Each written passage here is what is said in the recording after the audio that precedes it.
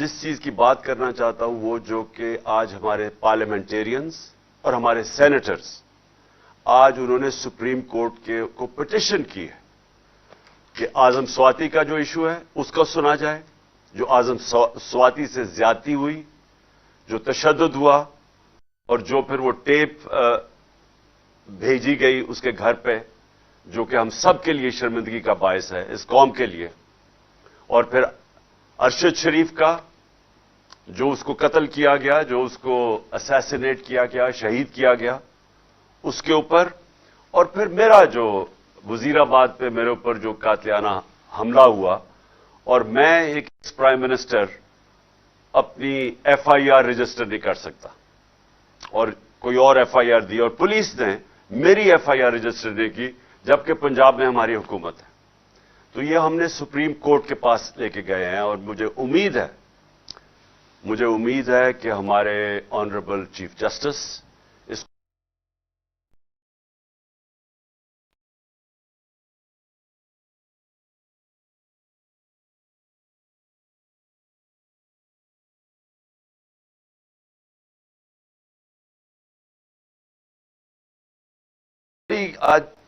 आजकल social media का जमाना है, सारी दुनिया की इंफॉर्मेशन हमारे पास आ जाती है।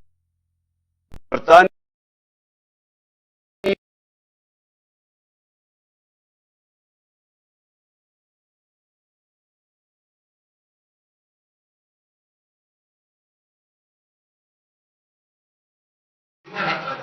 इसके ऊपर उन्होंने फाइन करके 1.5 करोड़ रुपए का और उससे कहा 1.5 कि प्राइम मिनिस्टर हो या नो हमें नहीं फर्क पड़ता, कानून के सामने सब एक बराबर हैं। जो इनका वजीर आजम था बरतानिया का, जो पिछला वजीर आजम जो था, आपको पता है कि उसको क्यों निकाला गया? वो भारी अक्सरियत से जीता था, उसको सिर्फ इसलिए निकाला गया इसने लोगों के लिए बनाया हुआ था, कोरोना के दौर में वो इसने अपने ऊपर लागू नहीं किया। एक वजह थी कि उसके ऊपर उन्होंने उसके ऊपर एक्शन लिया और उसको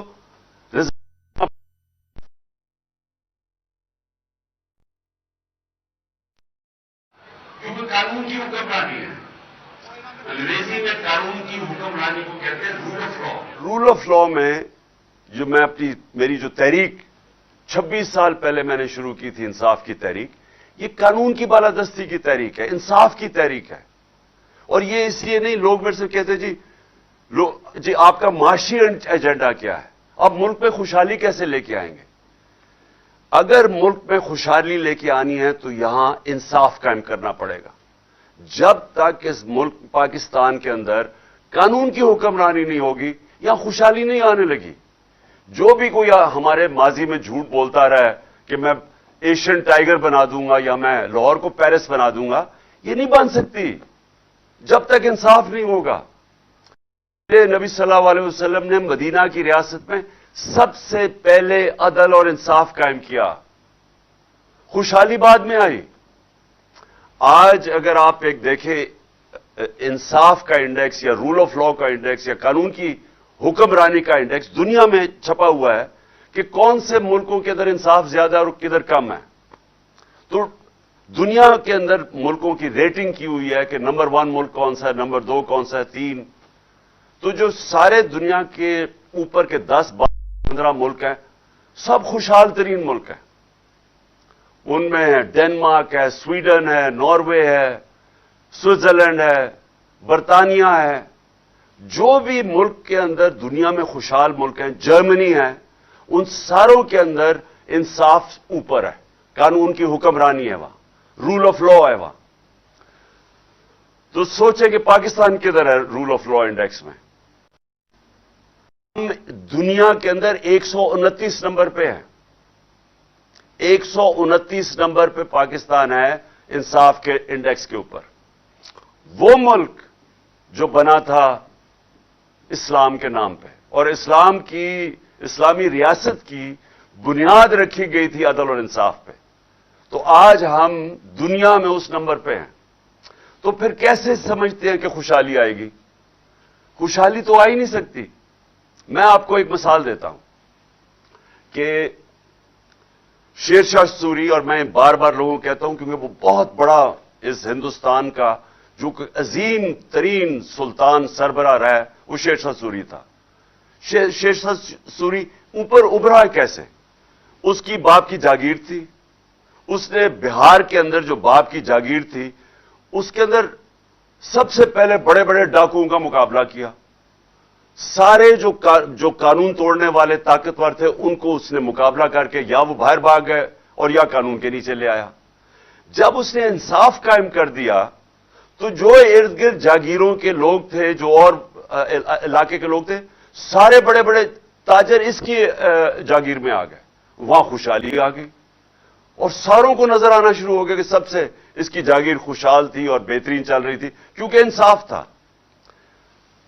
پاکستان کے اندر ہمارا یہ جو سٹرگل ہے، جو آج ہمارے پارلیمنٹیرینز، سینیٹرز جو آج سپریم کورٹ سے پٹیشن کر رہے ہیں، یہ ہماری تحریک انصاف کی ہے. ہم اس ملک میں قانون کی حکمرانی چاہتے ہیں، اور قانون کی حکمرانی خوشحالی نہیں لے کے آئے گی، وہ لوگوں کو آزاد بھی کرے گا. جو ہم حقیقی آزادی کی بات کرتے ہیں کہ اگر ملک کے ایکس پرائم منسٹر، سب سے بڑی پاکستان کی پارٹی کا سربراہ، اگر میں اپنی ایف آئی آر رجسٹر نہیں کروا سکتا، میرے اوپر قاتلانہ حملہ ہوا ہے، مجھے پتا کس نے کیا ہے، تحقیقات میں ہو سکتا ہے ثابت ہو کہ وہ نہیں ہے لوگ، لیکن یہ تو میرا حق ہے. آئین مجھے یہ حق دیتا ہے کہ میں ان کی نشاندہی کروں اور ان کی انویسٹیگیشن کرواؤں. میں اپنی ایف آئی آر نہیں درج کروا سکا. پولیس بھی ہماری، پھر سے پنجاب ہمارے نیچے ہے، لیکن انہوں نے میری بات نہیں سنی، طاقتور حلقوں کی بات سنی اور نہیں ہماری ایف آئی آر درج کروائی.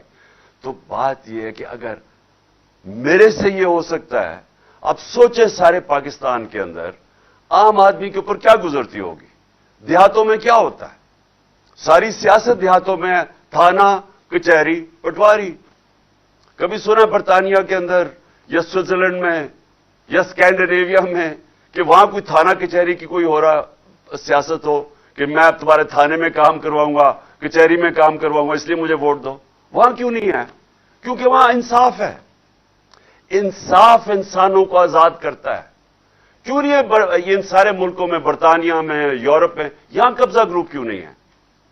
ادھر کیوں نہیں قبضہ گروپ لوگوں کی زمینوں پہ قبضہ کرتے ہیں؟ کیونکہ انصاف ہے. ان کی عدالتیں کمزور کو حقوق دیتی ہیں.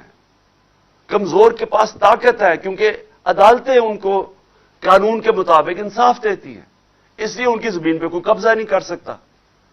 کیوں نہیں آج پاکستانی، 1 کروڑ پاکستانی ہے بیرون ملک، یہ ان کے پاس جتنا ان کا سالانہ آمدنی ہے وہ تقریباً ہمارے 22 کروڑ کے برابر ہے. ان کی جو باہر پیسہ کماتے ہیں یہ تقریباً ہمارے جتنی ہے، 1 کروڑ پاکستانیوں کی.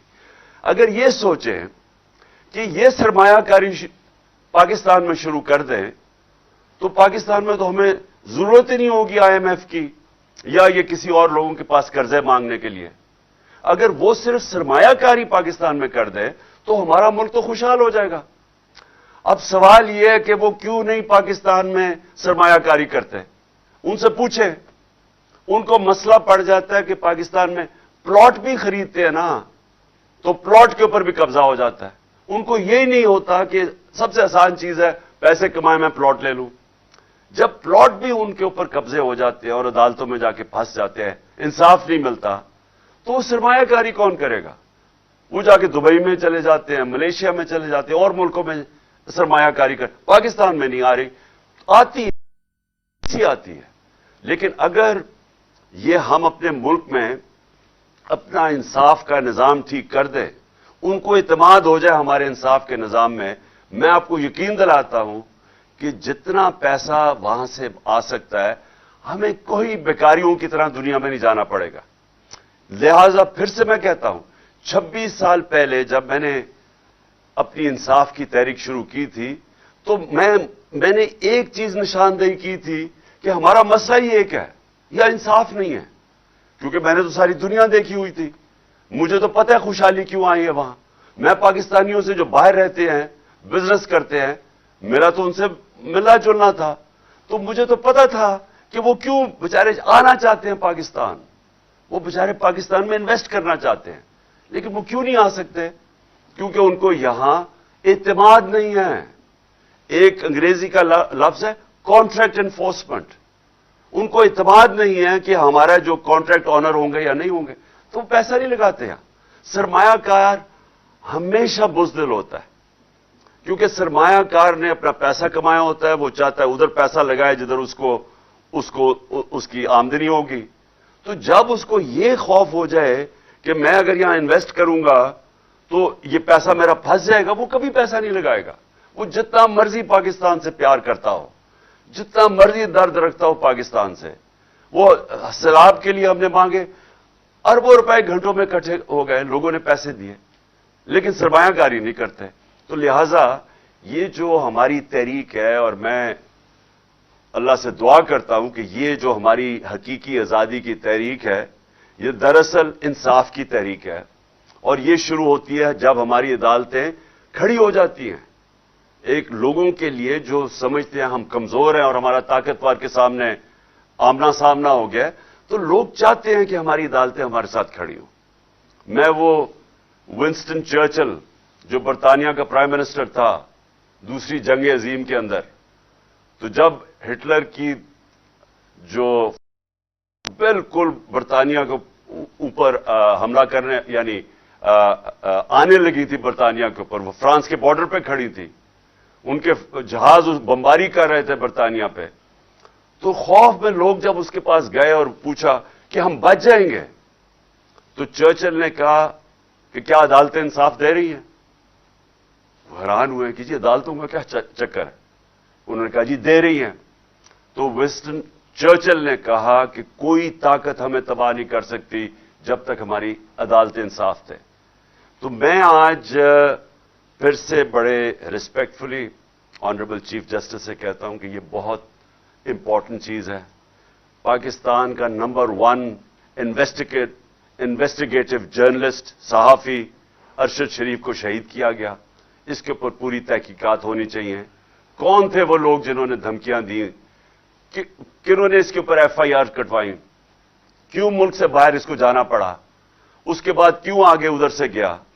اور پھر اس کا قتل، یہ جو اس کو شہید کیا گیا، اس کے اوپر پوری انویسٹیگیشن ہونی چاہیے. دوسری چیز میں سمجھتا ہوں کہ اعظم سواتی سے ہوا، اس کے اوپر صرف سپریم کورٹ کے اوپر ہمیں اعتماد ہے کہ وہ اس کے اوپر انویسٹیگیٹ کر سکتے ہیں. اور تیسرا میرا کہ یہ تو میرا حق ہے ایف آئی آر کا، تو میں چاہتا ہوں کہ اس کے اوپر بھی ہمارا سپریم کورٹ ایکشن لے. اب میرا جو دوسرا ایشو ہے وہ یہ کہ یہ جو لندن میں فیصلہ ہو رہا ہے، 2 اہم فیصلے کر رہے ہیں. کیا الیکشن جلدی ہوگا یا لیٹ ہوگا، اور دوسرا فیصلہ ہے کہ آرمی چیف کون بنے گا. تو میں پھر سے آج ساری قوم کے سامنے یہ بات رکھنا چاہتا ہوں کہ یہ ناممکن ہے کسی کا تصور کرنا کہ ایک مفرور، ایک سزایافتہ آدمی ملک کے اتنے اہم فیصلے کرے گا. یہ کسی مہذب معاشرے میں نہیں ہوتا. اور اس سے بھی بڑی بات کہ جو شہباز شریف پرائم منسٹر ہے، کیا اسے نہیں پتا کہ اتنا سینسٹیو معاملہ جو کہ آرمی چیف کی سلیکشن کا، یہ کیسے ایک مفرور اس سے کیسے کنسلٹ کر سکتا ہے؟ یہ آفیشل سیکرٹس ایکٹ کی وائلیشن ہے، اور اس کے اوپر ہم اپنے وکیلوں سے بات کر رہے ہیں، ہم اس کے اوپر ایکشن لیں گے.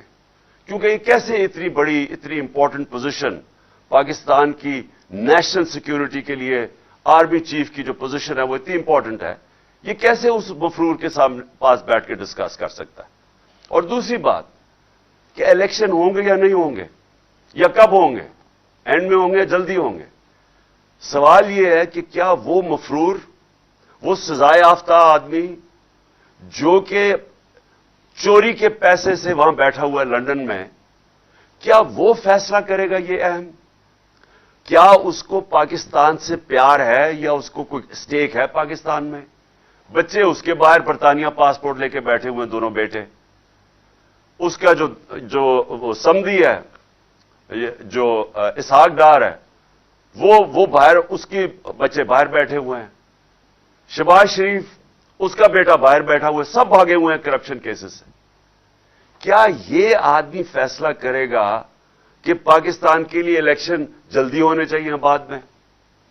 جس آدمی کا صرف مقصد ایک ہے، کس طرح وہ پہلے جو پاکستان کا پیسہ چوری کیا، اربوں ڈالر اس نے باہر رکھا ہوا ہے، اور پھر این آر او کیسے لینا ہے، اس پیسے کو بچانا کیسے ہے، جس آدمی کا اصل مقصد یہ ہو، کیا وہ فیصلہ کرے گا کہ پاکستان میں الیکشن کب ہونا ہے؟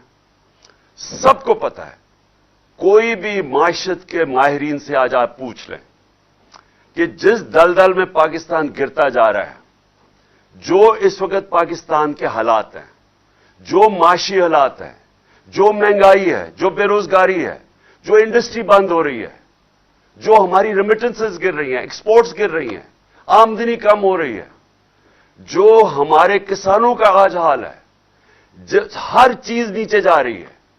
جب ملک کی آمدنی کم ہوتی جا رہی ہے تو ہم نے قرضے کیسے واپس کرنے ہیں؟ قسطیں کیسے واپس کریں گے جب آمدنی کم ہوتی جا رہی ہے؟ اور یہ کیسے ٹھیک ہوگا؟ جب تک یہ حکومت بیٹھی ہے تو ٹھیک نہیں ہوگا، کیونکہ جب تک اکنامک سٹیبلٹی تب تک نہیں آتی، یعنی معیشت جب تک استحکام اس کا ہو ہی نہیں سکتا جب تک سیاسی طور پہ استحکام نہ ہو۔ پولیٹیکل سٹیبلٹی ہوگی تو معیشت کی سٹیبلٹی ہوگی، وہ ہو ہی نہیں سکتی کیونکہ کسی کو ہی نہیں پتا کہ آگے کیا ہوگا، حکومت کتنی دیر چلے گی۔ تو وہ آدمی جس کا پیسہ باہر پڑا ہے، کیا وہ پاکستان کے لیے کیا فیصلہ بہتر ہے، ابھی جلدی الیکشن ہو یا بعد میں ہو، کیا وہ فیصلہ کرے گا؟ کیونکہ اس کا تو انٹرسٹ یہ ہے ہی نہیں، وہ تو دیکھ رہا ہے کہ اس کا پیسہ بچے گا کیسے۔ وہ صرف تعیناتی بھی اس طرح ہی کرے گا، دیکھے گا کہ اس کے انٹرسٹ کون بچاتا ہے۔ وہ تو میرٹ کا سوچ ہی نہیں رہا، کبھی بھی نہیں سوچا، ساری زندگی میرٹ کا نہیں اس نے سوچا۔ کب اس نے ججز کے اوپر یا کوئی بھی اداروں کے اوپر جب لوگ بیٹھے ہیں، نیب ہے، یا کبھی میرٹ کا نہیں سوچا، کیونکہ اس کا تو ہے ہی اتنا پیسہ بنا لیا، اب اسے بچائے گا کیسے؟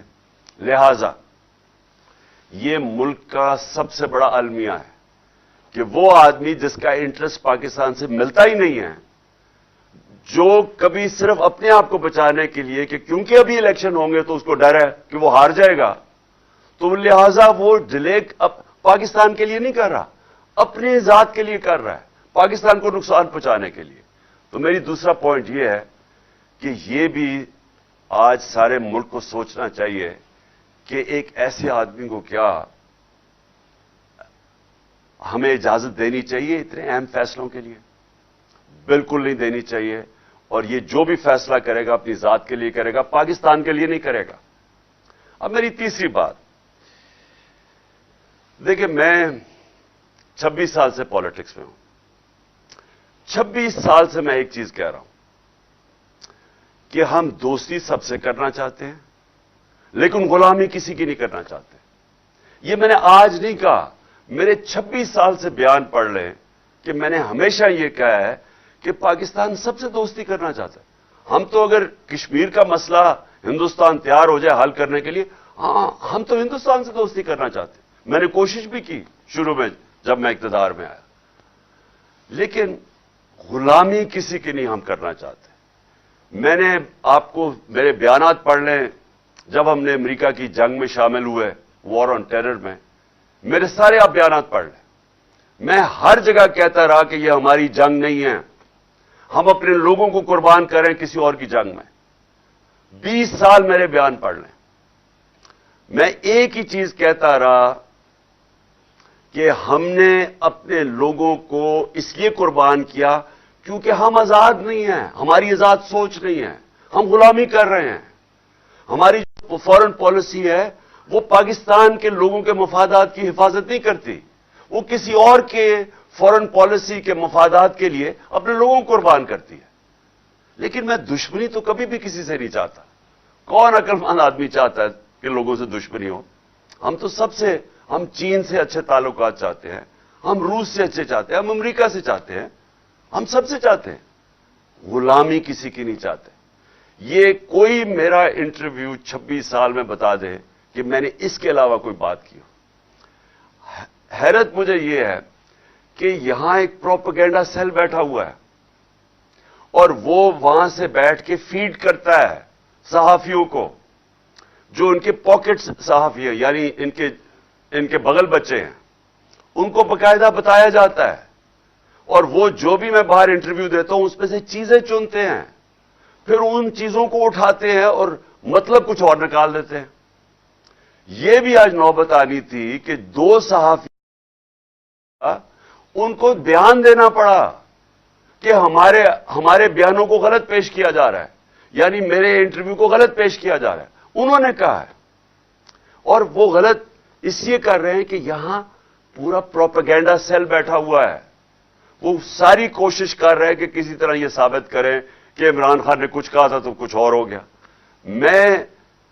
میں نے جو سائفر ہے نیشنل سیکورٹی کاؤنسل میں رکھا ہوا ہے، پارلیمنٹ میں رکھا ہے، صدر نے چیف جسٹس آف پاکستان کو بھجوایا ہے، کیبنٹ کے اندر رکھا ہے۔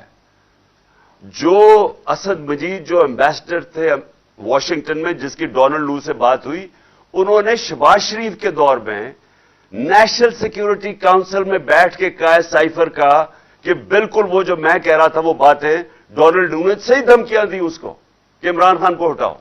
اس میں تو کوئی شک ہی نہیں ہے، کیونکہ اس دوسری سیکورٹی کاؤنسل جو بیٹھی تھی شہباز شریف کے نیچے، اس نے بھی تائید کی ہے کہ ہاں انہوں نے غلط کیا ہے، انہوں نے مداخلت کی ہے۔ تو اس میں ایشو کیا رہ گیا؟ آگے بات اب جب کر رہے ہیں کہ ہم نے آگے چلنا ہے، تو آگے تو ہم چاہتے ہیں کہ ہمارے تعلقات اچھے ہوں۔ میں تو ہمیشہ چاہتا ہوں، کیونکہ جتنے ہمارے دنیا میں اچھے تعلقات ہوں گے اور دشمنیاں کم ہوں گی، ہم تجارت کریں گے اور ملک میں خوشحالی آئے گی۔ تو مقصد تو یہ ہے۔ تو یہ میں ابھی نہیں 26 سال سے یہی بات کہہ رہا ہوں۔ مجھے صرف پھر سے افسوس ہے کہ ہماری صحافت ادھر پہنچ گئی ہے، یعنی اس لیول پہ پہنچ گئی ہے کہ باہر کے صحافیوں کو کہنا پڑا کہ ہمیں غلط طرح پیش کیا جا رہا ہے ہمارا انٹرویو۔ اور وہ انٹرویو بھی ویسے سن لیں اگر کسی کو، تو آج بتا دیں کہ 26 سال اور اب میں اس میں کوئی فرق ہے؟ اس میں کوئی فرق نہیں ہے۔ اور آخر میں آپ سب کو، اپنی قوم کو، میں آپ سب کو یہ کہنا چاہتا ہوں کہ یہ وقت آپ نے جانے نہیں دینا۔ کبھی کبھی قوموں کی زندگیوں میں پھر سے کہتا ہوں ایسا وقت آ جاتا ہے، قوم اس موڑ پہ کھڑی ہو جاتی ہے کہ اگر وہ صحیح فیصلہ کر لے بحیثیت قوم، تو وہ اپنی تقدیر بدل سکتی ہے۔ ہم آج ادھر کھڑے ہیں کہ ہم ایک حقیقی آزادی کے سفر پہ نکلے ہوئے ہیں۔ یہ جو ہماری مارچ ہے یہ حقیقی آزادی کے لیے، جو آتی ہے انصاف سے۔ عام آدمی پوچھتے ہیں کہ جی ہمیں کیا فائدہ ہوگا؟ آپ کو انصاف سے کیا فائدہ ہوگا؟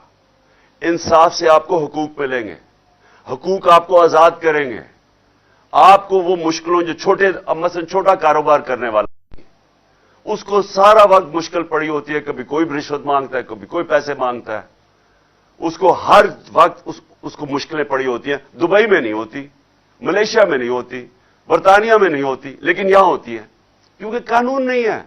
ہم 129 نمبر پہ انصاف کے، رول آف لا کے انڈیکس میں 129 پہ ہے پاکستان۔ تو جب انصاف ہی نہیں ہے، لوگ آزاد نہیں ہیں، اور جب آزاد نہیں ہے خوشحالی نہیں آتی۔ تو خوشحالی کے راستے میں رکاوٹ ہے کہ ایک وہ قانون ہے جو طاقتور کے لیے ایک اور کمزور کے لیے دوسرا ہے۔ اس کے لیے قوم کو کھڑا ہونا پڑتا ہے۔